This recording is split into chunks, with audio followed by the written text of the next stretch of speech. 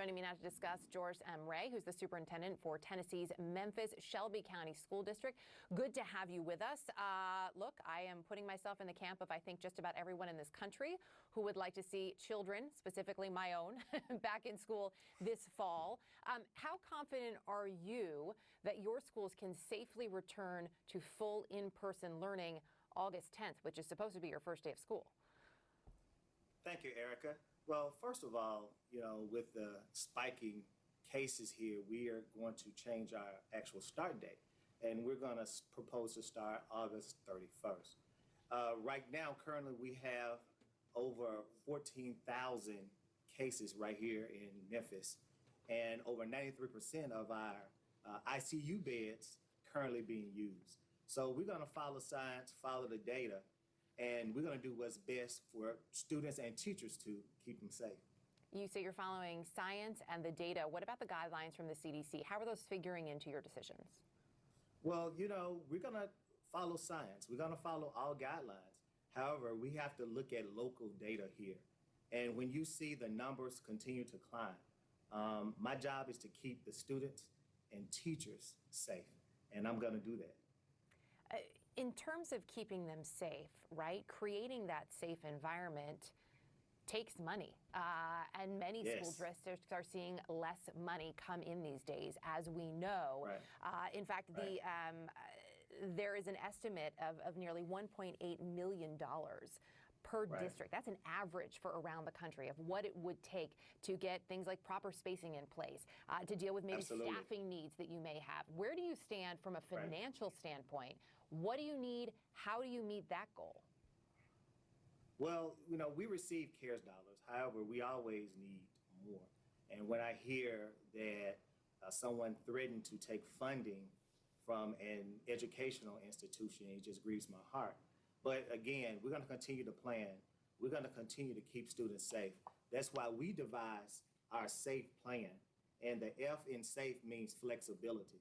Because at the end of the day, this virus is fluid, doesn't have a timetable, and we're going to keep the community here safe. We were the first to close, to be shelter in place right here, this school district, before the state, the city, or county government. So at the end of the day, as the superintendent, I'm so honored to have a great school board who very supportive, and they know and understand it's about safety and well-being of our students.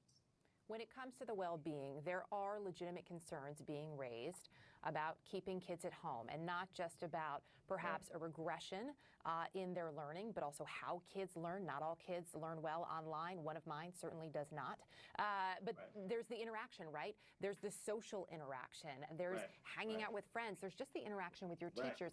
The emotional well-being, Secretary DeVos keeps bringing that up. How is that figuring into your decision?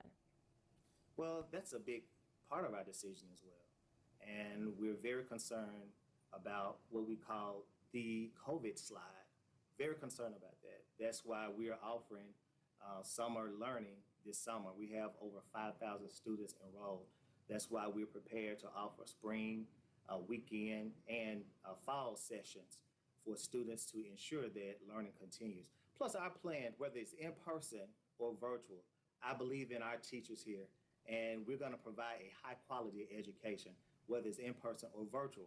But if the numbers continue to climb the way that they are now, here in Shelby County, it's our job to keep students safe, and we'll go all virtual. And of course, it's not just students, but it's the staff, it's the teachers, it's everybody who works in that building, administrators. That's right. What are you hearing from them? What are you hearing about from the adults who are involved in this equation? Well, our parents, of course, we survey parents and teachers. 77% of our parents speaking loud and clear that they prefer virtual instruction. We just surveyed teachers last week, so we compiling the data. But I received so many phone calls from teachers. I received email, and we take their concerns very seriously, because teachers are the backbone of the educational system. They're already underpaid, and they deserve to be heard. And as superintendent of this school district, and just being a student from this school district and growing up here, safety is paramount, and we're going to continue to listen to the public. We're going to continue to listen to our teachers, but we're going to listen to students and parents. But also, we're going to follow the guidelines of our health department. And not only that, we're going to follow science, and we're going to do what's best for our students. No one is going to force me to open schools if they're unsafe. All right. Superintendent Ray, appreciate you being with us today. We'll continue to follow your process and your decisions and keep us posted, if you will. Thank you. We appreciate you. Thank you. We do have some new information on that breaking news we're following out of Southern California.